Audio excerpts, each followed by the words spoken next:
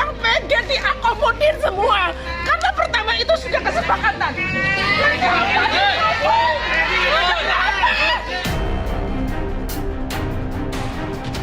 Saya yang sudah belasan tahun mengabdi, saya disalib sama murid saya itu loh. Murid saya lolos, sedangkan saya enggak. Dari penelusuran tersebut, memang daerah Provinsi Bengkulu itu tidak mengajukan usulan untuk formasi guru-guru honor yang lulus passing grade. Rekrutmen guru P3K itu sendiri, Mbak, sejak awal memang bermasalah.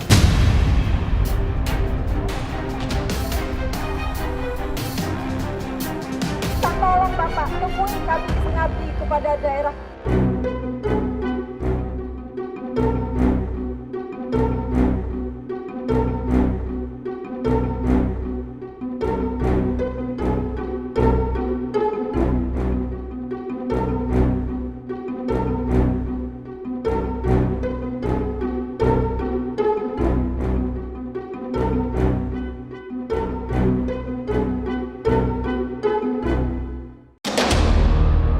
Tuntutannya ingin yang pengen diakomodir semua. Karena pertama itu sudah kesepakatan.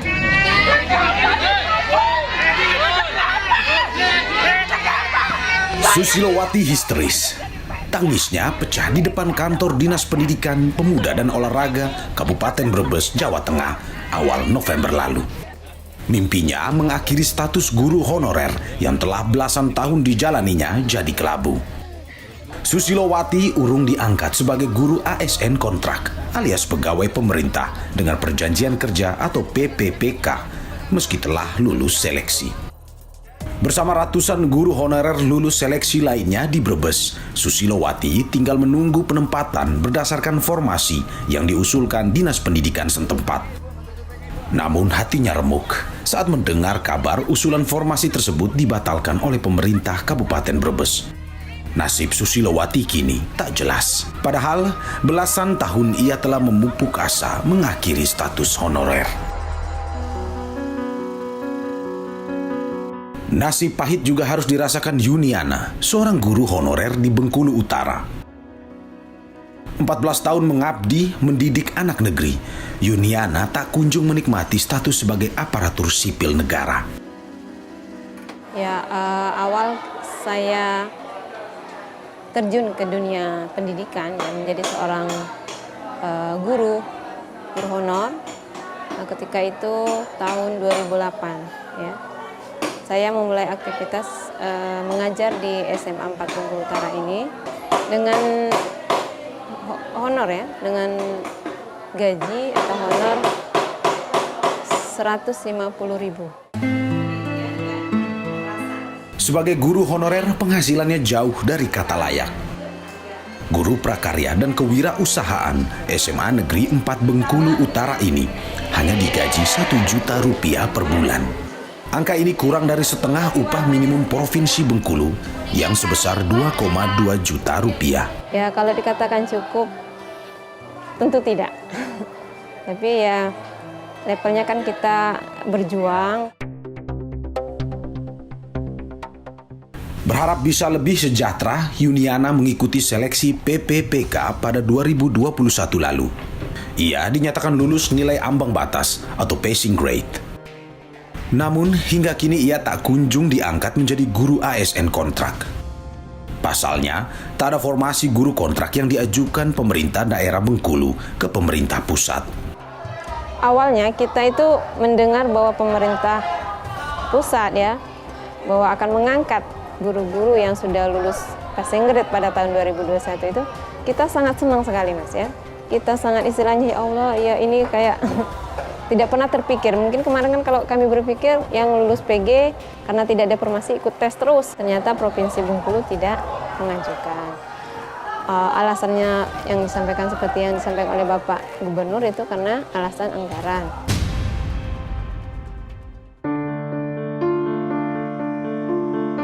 Ada 523 guru honorer di Bengkulu yang bernasib sama dengan Yuniana.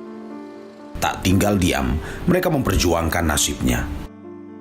Didapuk menjadi ketua Persatuan Guru Lolos Passing Grade Test, PPPK Bengkulu, Yuniana bersama rekan-rekannya mengadu kepada para wakil rakyat di Jakarta.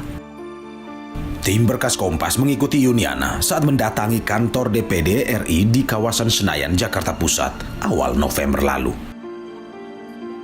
Kita berangkat ke Jakarta ini dengan modal semangat, Mbak, ya. Biaya yang kita gunakan itu adalah biaya atau sumbangan yang diberi oleh kawan-kawan yang istilahnya memang menginginkan kita untuk mempertanyakan hal ini ke pusat, ke Jakarta. Apa sebenarnya masalah yang terjadi sehingga kami tidak bisa memperoleh hak yang seharusnya kami peroleh tahun ini.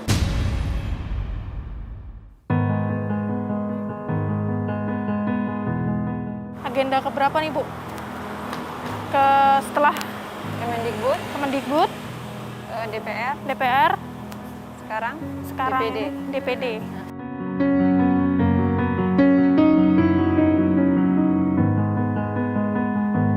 Itu benar. Jadi yang gue sampaikan political will there.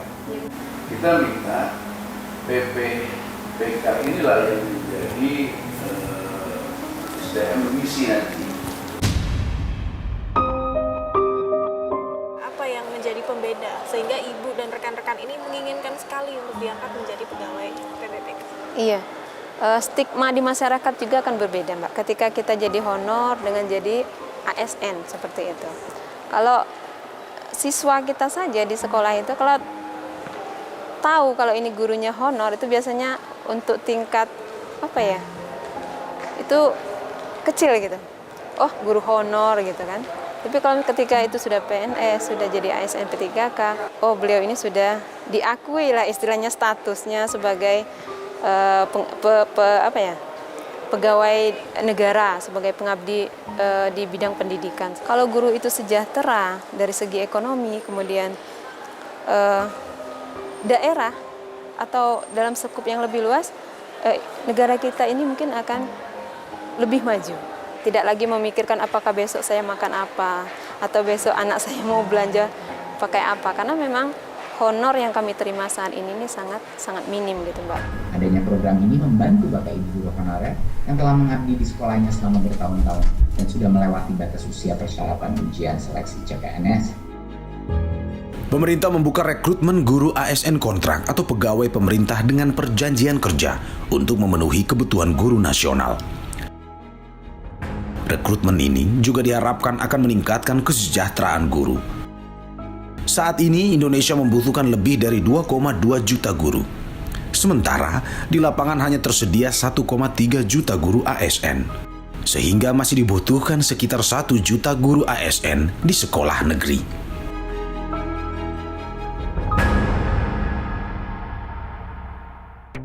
Siapa kita?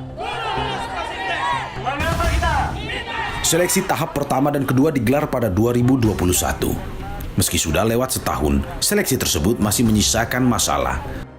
Sebanyak 193 ribuan guru honorer yang dinyatakan lulus nilai ambang batas tak kunjung diangkat menjadi ASN. Ketiadaan formasi penempatan membuat status mereka terkatung-katung. Formasi tersebut sedianya diajukan oleh pemerintah daerah kepada pusat. Namun pada kenyataannya, tak sedikit pemerintah daerah yang urung mengajukannya. Meski masalah belum terselesaikan, pemerintah berencana menggelar seleksi PPPK guru tahun 2022 pada bulan November ini. Masa saya yang sudah belasan tahun mengabdi, saya disalib sama murid saya itu loh. Murid saya lolos, sedangkan saya enggak. Lantas, mengapa pemerintah tak mampu mengakomodir para guru honorer yang telah lulus seleksi? Rekrutmen guru P3K itu sendiri, Mbak, sejak awal memang bermasalah. Sayangnya, daerah-daerah tidak membuka formasi. Sampai sekarang nasibnya terkatung-katung gitu loh.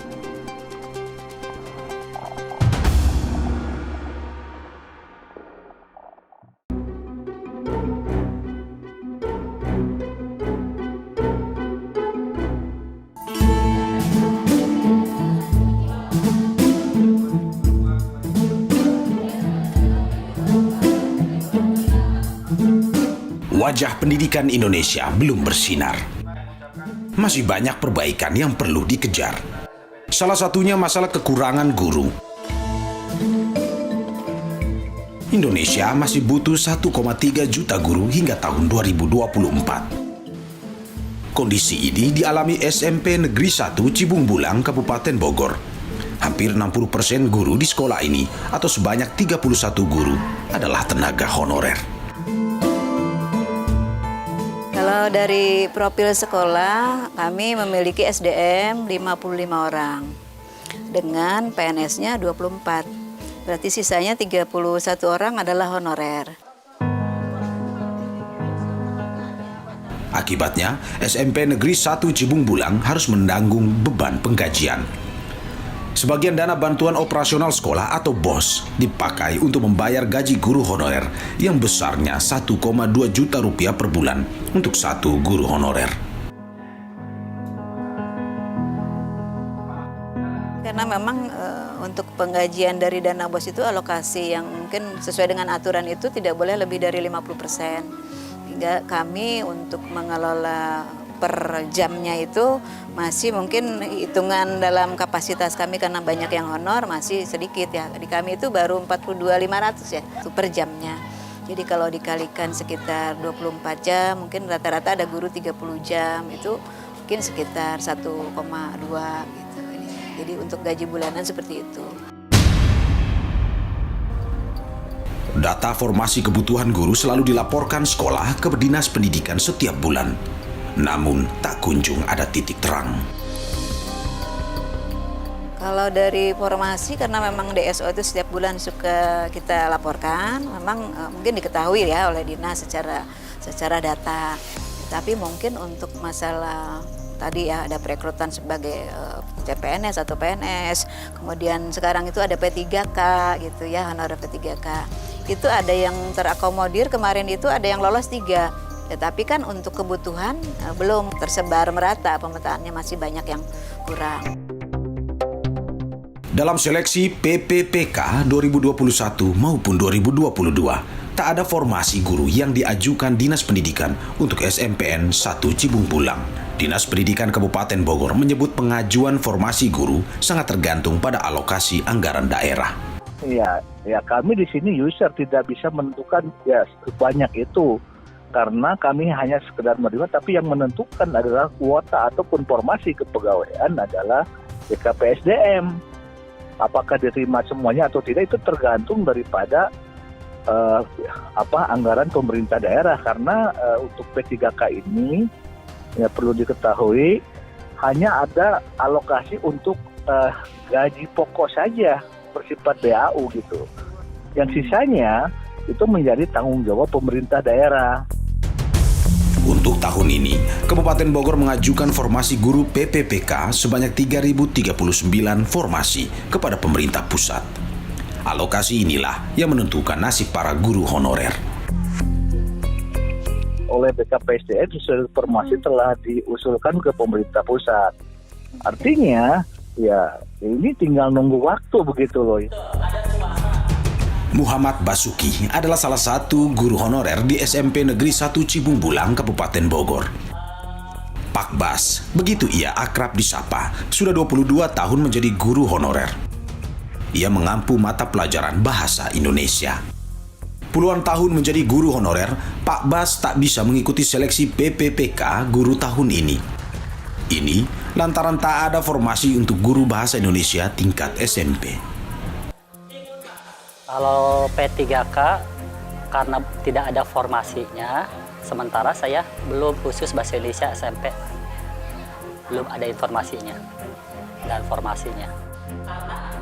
Kalau saya pribadi untuk P3K itu formasi yang di SD saya memang belum berminat ya untuk daftar di SD karena saya lebih ke ijazah S1 khusus untuk SMP.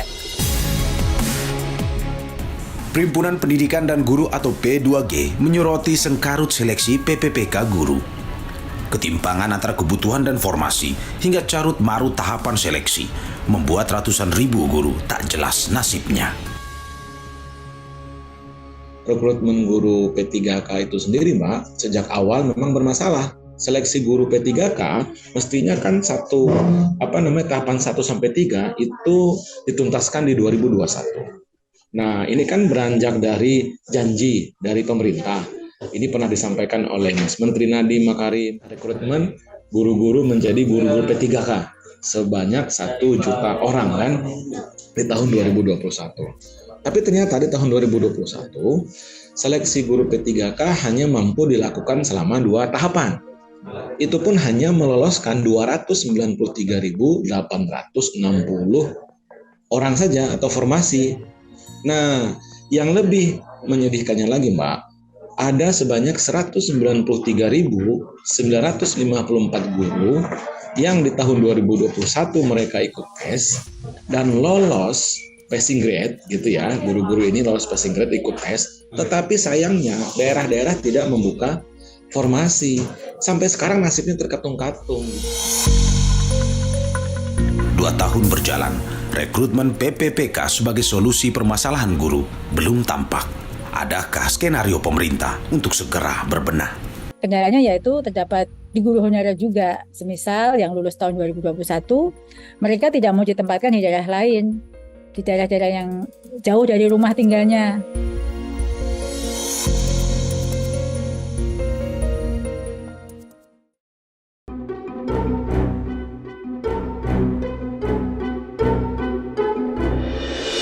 Saya Amalia, saya mengajar di SMKN 29 Jakarta sejak tahun 2009.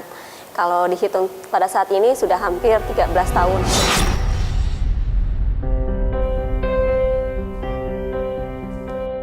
Lia Amalia lega. Secerca harapan muncul di tahun ke-13 pengabdiannya. Pada April lalu, Lia resmi mengantongi surat keputusan pengangkatan guru PPPK setelah melewati proses seleksi pada tahun 2021. Ia salah satu dari 290 ribuan guru honorer lulus seleksi PPPK 2021 yang telah diangkat menjadi ASN. Saat ini lulusan S1 Pendidikan Teknik Elektro ini mengajar di jurusan Teknik Pendingin dan Tata Udara.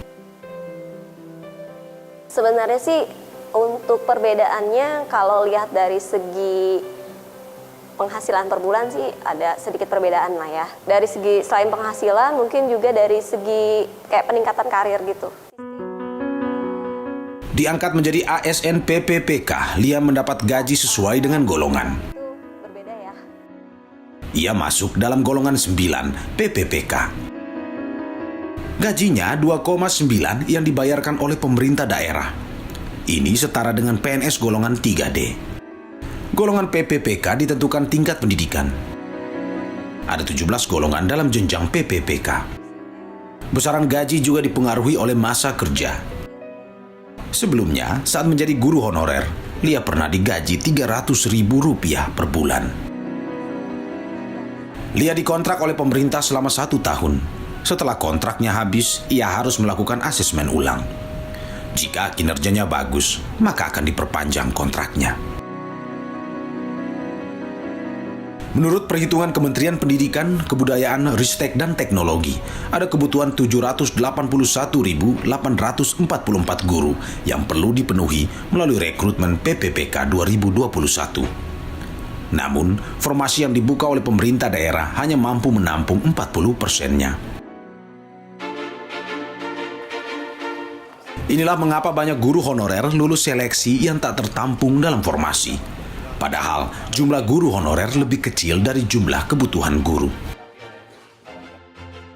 Perhimpunan Pendidikan dan Guru mengkritisi kegagalan pemerintah dalam memenuhi kebutuhan 1 juta guru lewat seleksi PPPK.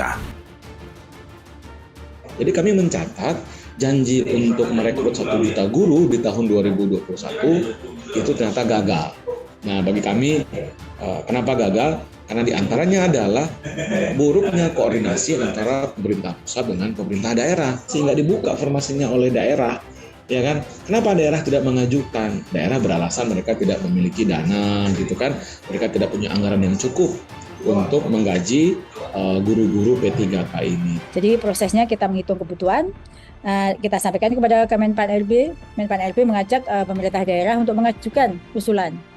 Perhitungan kebutuhan kita dipakai sebagai dasar untuk mengusulkan. Namun keputusannya adalah besar kecilnya usulan yang sekarang terjadi berbeda karena ada pertimbangan-pertimbangan yang diambil oleh pemerintah daerah ketika menetapkan jumlah formasinya. Salah satunya adalah ketersediaan anggaran dan mungkin ada pertimbangan lain sehingga jumlah itu tidak sama. Pemerintah mengakui menghadapi beragam kendala dalam proses rekrutmen guru PPPK. Kendalanya yaitu terdapat di guru honorer juga, semisal yang lulus tahun 2021, mereka tidak mau ditempatkan di daerah lain, di daerah-daerah yang jauh dari rumah tinggalnya. Hal tersebut menyebabkan oversupply. Oversupply itu kelebihan guru di dalam satu satuan pendidikan. Dan yang ketiga sebenarnya kolaborasi dengan Pemda untuk mengajukan formasi sesuai dengan kebutuhan. Pemerintah pusat mengklaim terus berdiskusi dengan pemerintah daerah untuk menyediakan lebih banyak formasi. Kita akan terus mendorong pemerintah daerah untuk mengusulkan formasi sesuai dengan kebutuhan yang ada. Jika usulan formasi dari Pemda sesuai dengan kebutuhan, maka tahun depan keseluruhan guru honorer ini akan mendapatkan formasi dan dapat diangkat sebagai ASN. Karena sebenarnya jumlah guru honorer seluruhnya yang ada di satuan-satuan pendidikan ini lebih kecil dibandingkan jumlah kebutuhan. Tangisan Susilowati, kegigihan Yuniana, dan kesabaran ratusan ribu guru honorer lainnya adalah perjuangan guru untuk pendidikan Indonesia. Karena sejatinya, kesejahteraan guru adalah pangkal mutu pendidikan Indonesia. Kita harus tetap mengabdi, bekerja dengan sebaik-baiknya untuk negara ini, walaupun istilahnya kita mungkin belum diberikan kesempatan lebih cepat mungkin dibandingkan keinginan kita, tapi percayalah kalau kita berusaha insya Allah ada jalan.